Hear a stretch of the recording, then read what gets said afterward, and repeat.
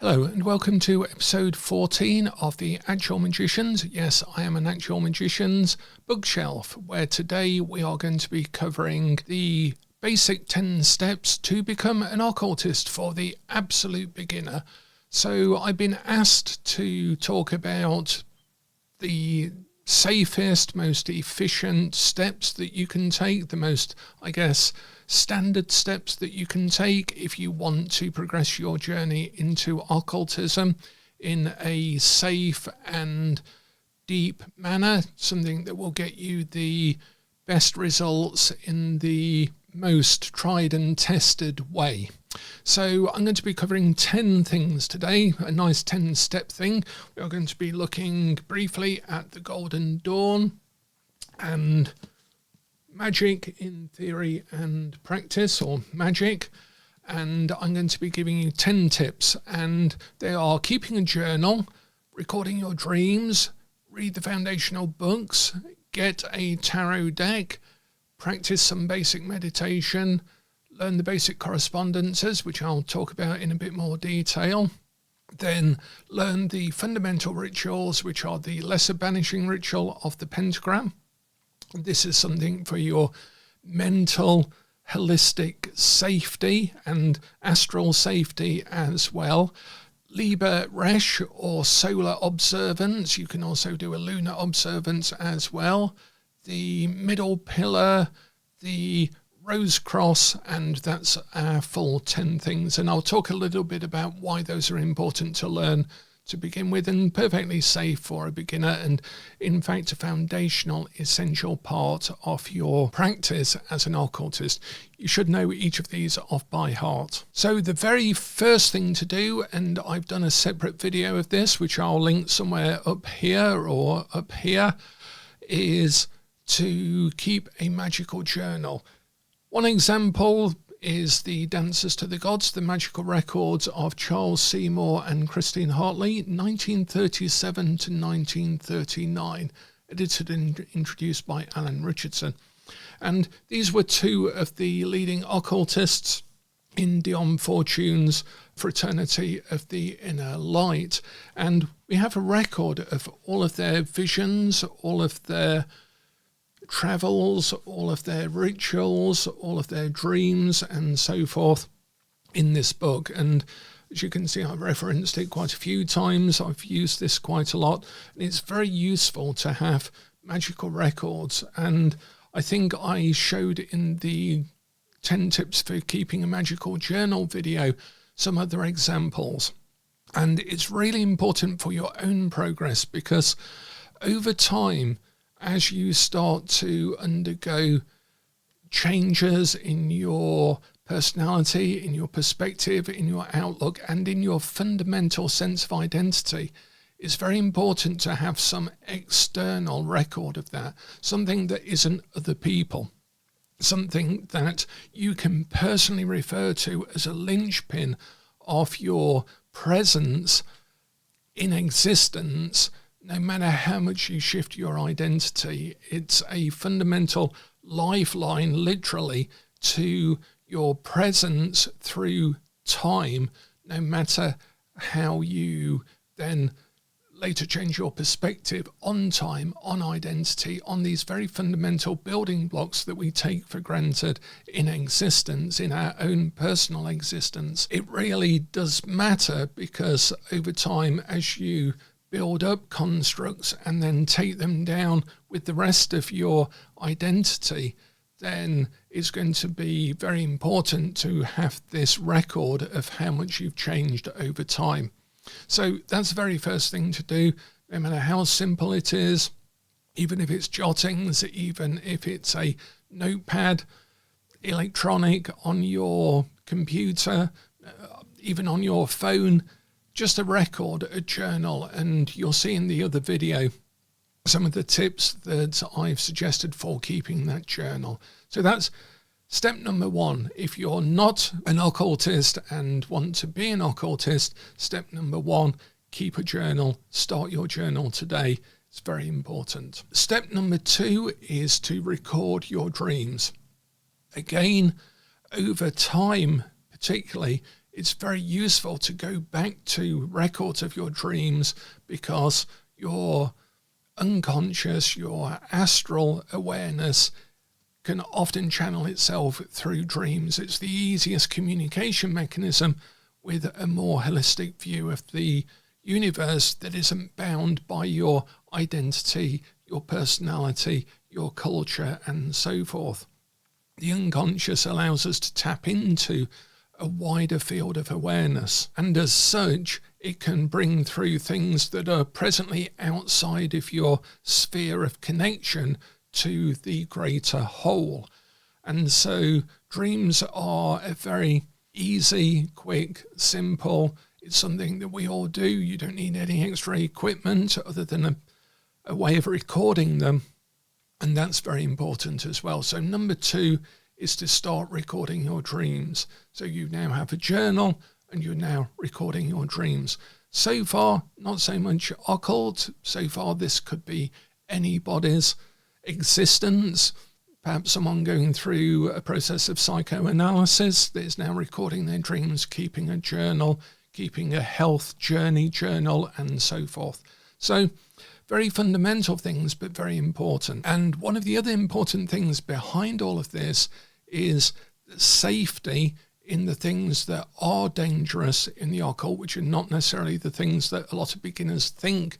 They're going to encounter demons or devils or evil spirits or somehow lose their mind.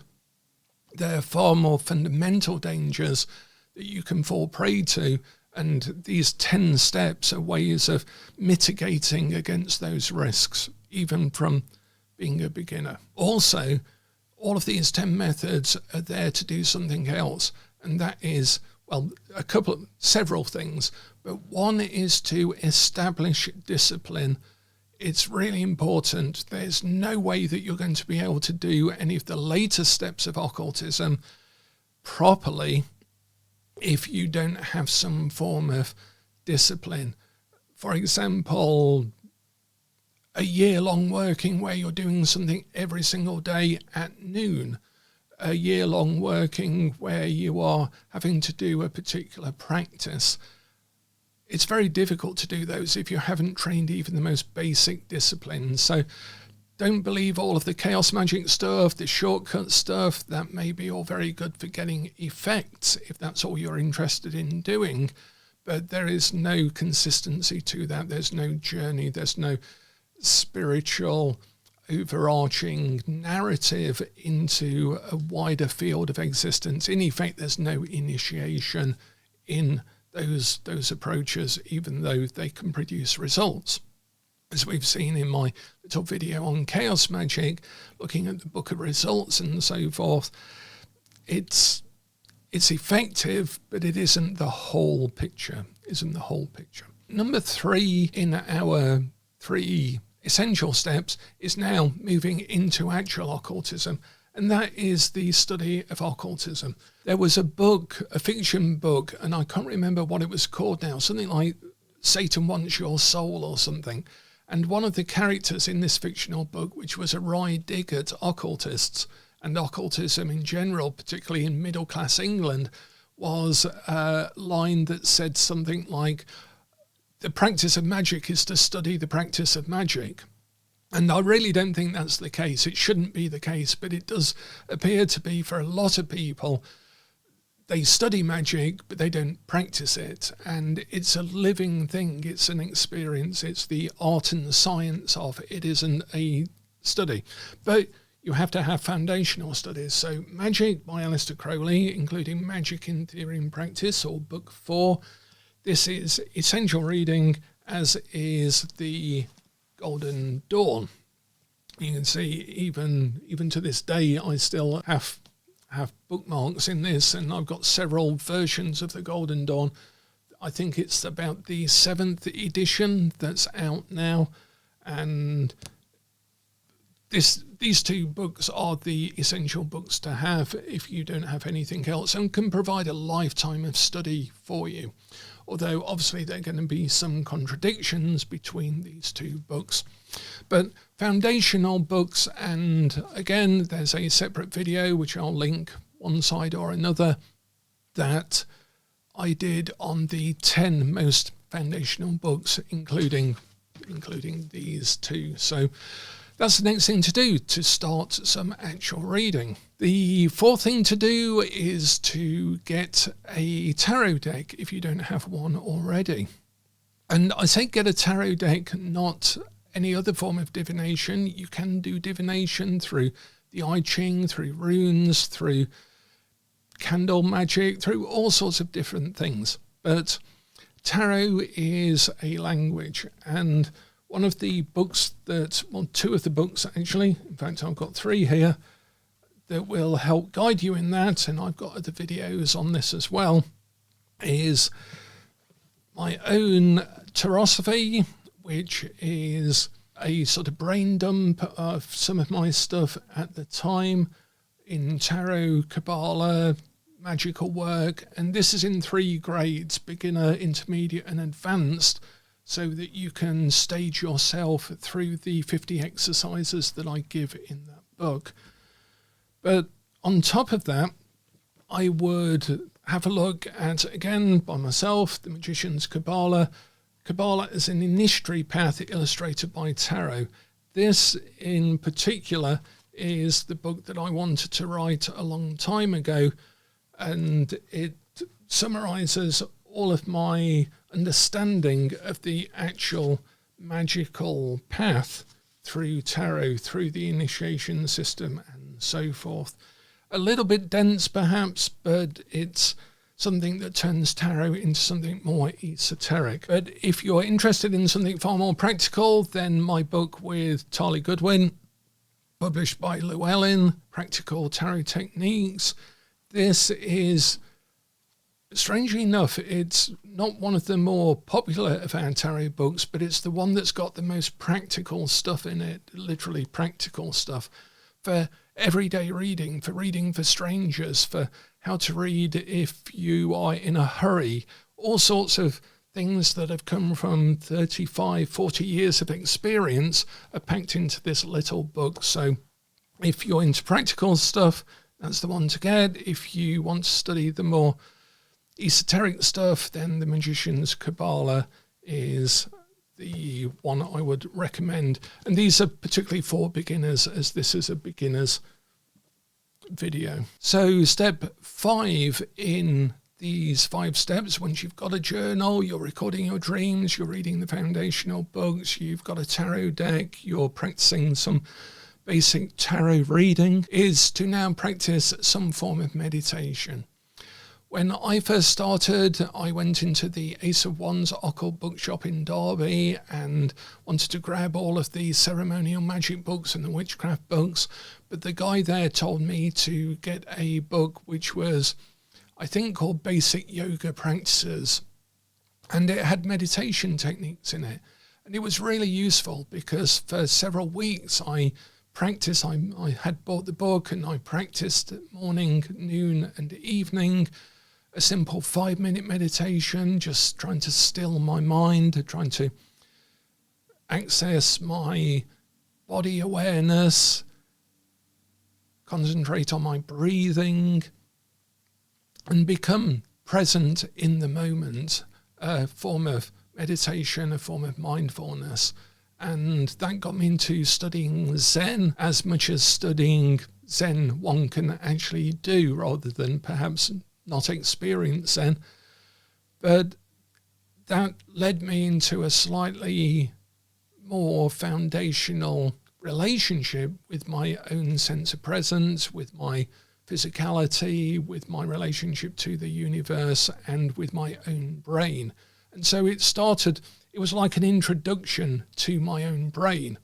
And I think that's really useful. Before you start messing around, it's a little bit like meditation is the practice driving with a driving instructor before you actually go out on the road by yourself, which is more to do with the sort of magical practice.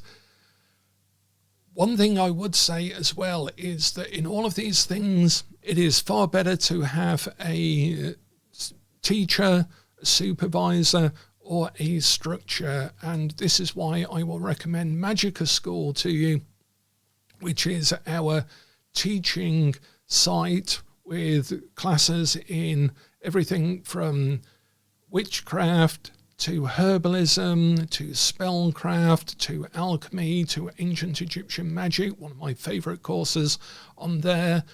A lot of people like the candle magic course or the spellcrafting course and find those very useful. So they're all structured, again, for beginners. And so I'll put a link down below to Magicka School. And Magicka School is good because it has a lot of different avenues, which is what we want to offer.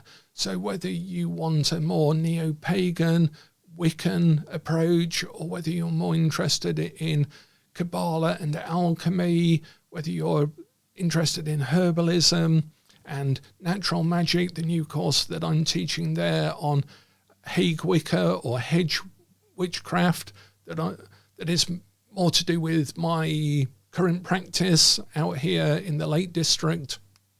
All of those things are available in Magicka School, so I would recommend you check that out as a beginner or even as an intermediate or advanced practitioner, because there's a lot of material in there that's unique to our teaching and our practice. So that is number 5, a form of meditation, mindfulness, and this also sets you up for some of the Theoricus work and the Practicus work and the Philosophus work in later grades as well. All of these 10 steps are being given because they are useful for later work, so you don't have any catching up to do later on. And also this is the fastest path through the essentials, so you're not discovering any side avenues before actually getting on to the main progressive, transformative things within esoteric practice. So number 6 then is to learn correspondences, and you can do this through the Golden Dawn, through Aleister Crowley's 777. Let me just grab that.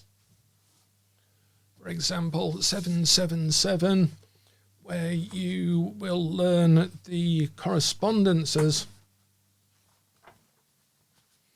through lots of occult tables. Now, when the Golden Dawn floundered and folded, a lot of people, particularly academics, talk about it being because of the political infighting with its founders and the realization that the foundational document was perhaps not as presented, that it was somehow fraudulent based on a fraudulent charter or authority. But that isn't really why it floundered and eventually folded. When I was looking at some of the exams that people were doing for the Golden Dawn, for their progression, on the back of them was quite often little notes, and a lot of academics will tend to ignore those because they don't really believe that the content of occult orders is particularly important, because it's not something real or factual, it's not something that really has any veracity to it. But to me, the content is the most important thing.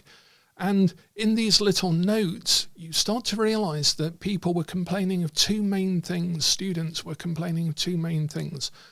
Either they were learning a lot of correspondences, for example, all of this sort of material, but they didn't know why, or they were attending rituals in the Golden Dawn, but they were empty, that they felt that they were just going through the motions. So they were following these complicated rituals, taking part in them, moving around the temple and so forth, but they felt that the rituals were empty. So they were learning correspondences for no good reason, or they were attending the rituals for no good reason. And the reason that that was happening is because the teachers were no longer there because of the political infighting that they were engaged in, and weren't teaching the students correctly to marry these 2 things together, to actually understand that the correspondences are the things being activated in the ritual, that the ritual is there only for the people who know the correspondences. watching a ritual with no understanding of the correspondences at work or not taking part in it is totally different to being part of a ritual where the correspondences that you know are being activated around you in your experience. And this is why point 6 is to start learning the correspondences. It's also very good for practical magic and for your mental stability as well. For example, the number 6 would be related to the hexagram ritual. Tifereth, which corresponds to the solar center in the zodiac. It also corresponds to the Christ within the Catholic overlay onto the tree of life. It also corresponds to Apollo. It also corresponds to Ra or Amen-Ra in ancient Egyptian mythology. Number 7 corresponds to Venus, that corresponds to Netzach, that corresponds to nature, and so forth. All of this structure of correspondences means that you can do a ritual on the fly, for one thing. You can immediately design a ritual, know how many times to ring the bell. You know that if it's a Mars ritual, you're going to ring the bell 5 times. You're going to use a pentagram. You're going to use iron and maybe tobacco, which corresponds to the martial nature according to 777. All of these things should be built into your framework so that you have a framework. And it's really important. This was one of the tests that the Golden Dawn would do of the knowledge lectures. And it sounds separative. It sounds somehow empty just to learn them. But believe you me, it is one of the most important things in Western Esotericism. A good occultist, an experienced occultist, will know these correspondences, will have lived them, will know that 6 corresponds to the Lovers, corresponds to Gemini, and so forth in their very being, because that's where they have been integrated into. So point 6, one of the most important points, because it corresponds to Tifereth in our list, is learn the correspondences. They're very important. And to begin with, learn the tarot correspondences, learn the major arcana correspondences to the Hebrew letters and to the paths of the tree of life, learn the names of the Sephiroth. And all of these things are actually within the first knowledge lectures of the Golden Dawn. And it's still, to this day, very important to learn them. It is the crux of the Western Esoteric Initiatory system, is correspondences. So point 6, start to learn the correspondences. And start to see where they're applied as well in Crowley's writings, in Crowley's poetry. If you get the Holy Books of Thelema, a collection of Crowley's writings and poetry, you'll see that there are correspondences built into them because he was immersed in correspondences as well. So point 6, very important, start to learn the correspondences. Now we come to the practical things that you can start to learn.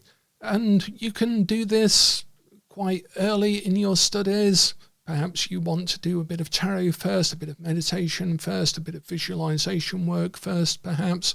But then at a very early point, you can start to learn the lesser banishing ritual of the pentagram. And we have a version of this in our Crucible Club course, which you can take as well. This gives you a structure to follow through all of these 10 steps over a year.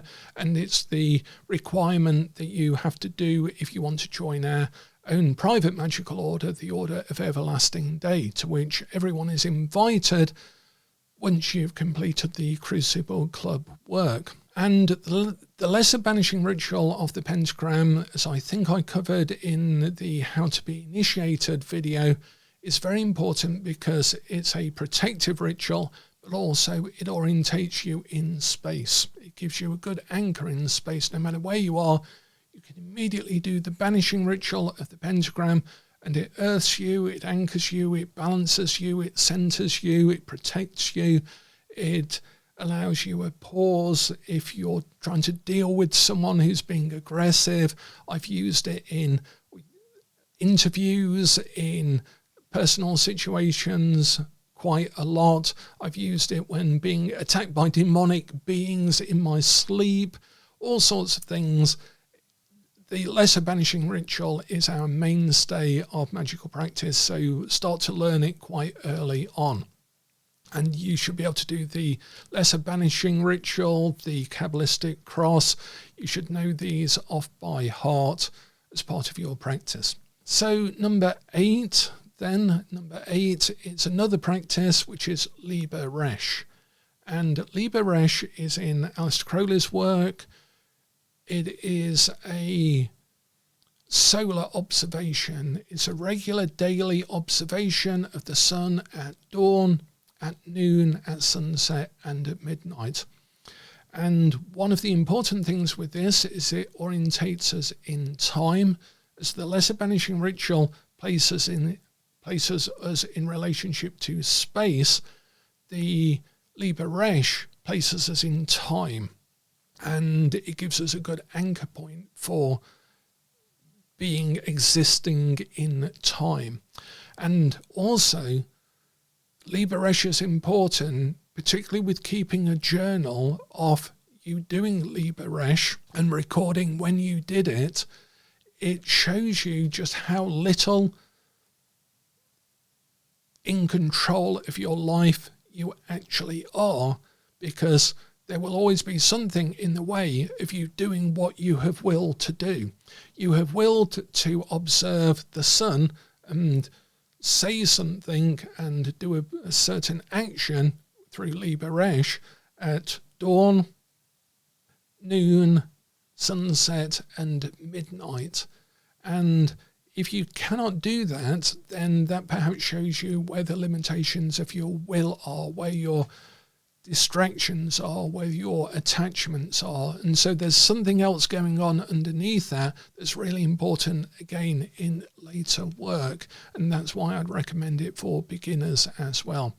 So with a practice like Liber Resh, it's important to know it off by heart. So, for example, in the morning, I might say, "Hail unto thee who art Ra in thy rising, even unto thee who art Ra in thy strength, who travellest over the heavens in thy bark at the uprising of the sun, to Hutai standeth in his splendour at the prow, and Ra Hor abideth at the helm. Hail unto thee from the abodes of night." And we change the god form for the 4 stations of the sun, and you can also do a lunar observance. There's a version in the Ogdoadic system of the Aurum Solis that uses a Hermetic version called the Hymnodia, which is also an observation of the sun as well. But it's really important to have that regular point of contact with the light, with the sun, with the central symbol of the self, because again, it's part of our core identity that we have now orientated in space with the banishing ritual and in time with Liber Resh. And with the journal and with our dreams, you can see that we're slowly encompassing our awareness into our experience, and we're starting to extend that through correspondence into the universe as a holistic thing in space, in time, in self, in awareness, and through connection. And we're doing this through these very simple foundational practices as occultists, as beginning occultists anyway. So number 9 is then the middle pillar exercise. And Israel Regardie has a couple of good books on the middle pillar exercise, and it's basically aligning the Sephiroth in one's being and then pulling the light up through one's being and around in a sort of fountain to make a sort of astral egg around oneself. And it's a really nice practice. It's a good form of meditation. If, like me, you find it difficult to still the mind entirely and need a more active visualization method, a more active imagination system to find that stillness of the mind, then the middle pillar is a good one to do. I think it's important to have the banishing ritual down first before the middle pillar, even though it's an extension of it, and you find the middle pillar is within the banishing ritual as well. So it's an interesting sort of adjunct to the banishing ritual and to your journal as well, because through activating the Sephiroth, through corresponding them to parts of your body, the more you learn the correspondences, the more powerful it will be to vibrate these divine names throughout oneself and throughout one's environment. And with the banishing ritual as well, you're then placing that astral environment in your presence around you, and you'll notice some very, very fundamental changes, particularly if you're journaling and reflecting on things. You'll start to notice how other people shift their relationship with you, how your relationship to other people, to the situations in your life changes through doing these very simple, very basic foundational exercises. Perhaps we should call them foundational rather than basic or simple, because they're neither of those two things. They're foundational because the word foundation in Hebrew is yesod, which is the next of the Sephira on the tree of life as we make our journey upwards. So it all ties together. It's a foundational set of 10 methods which in themselves match the tree of life. So number 10 then is our final, is the piece de resistance for the beginning student to learn, is the Rose Cross ritual, the Rose Cross ritual. And the Rose Cross is similar to some of the others. It also involves correspondences. It also involves something somewhat similar to the use of the ancient Egyptian god forms that we have as a very basic part of Liber Resh. So again, it ties in with all of that. Again, these 10 things are all bound together, and that's why I would recommend them for the absolute beginner occultist to practice, because you'll see over years and years and years, like even now, if I go back to the neophyte ritual and the zealotor ritual, the Golden Dawn, they're very basic rituals, initiation rituals, or they're first rituals that a student is likely to encounter within that system. There's so much packed into them for later. There's so much being taught ready for later. And each time one goes back, like going back to read Dion Fortune's Mystical Kabbalah, you see something new from your new point of view. From several initiations on down the road, you actually look back and see, oh my gosh, that was there then. But I wouldn't have seen it because I wasn't looking at the world in this way, or I hadn't experienced a particular thing. So this is why these 10 methods are very, very fundamental. So the Rose Cross ritual is a very good one for withdrawing yourself and making a more astral or spiritual connection to the universe at large. This is your first step, I guess, out of your unconscious, your psyche, your personality, your physical being in time and space. The Rose Cross really builds on the astral dynamics of the Pentagram ritual, and the Rose Cross allows you to draw in your presence. It centers you through the Egyptian gods of Isis, Apophis, and Osiris, and that in a sense teaches you a death and rebirth set of symbols that comes in a lot later in the adept grades of the work.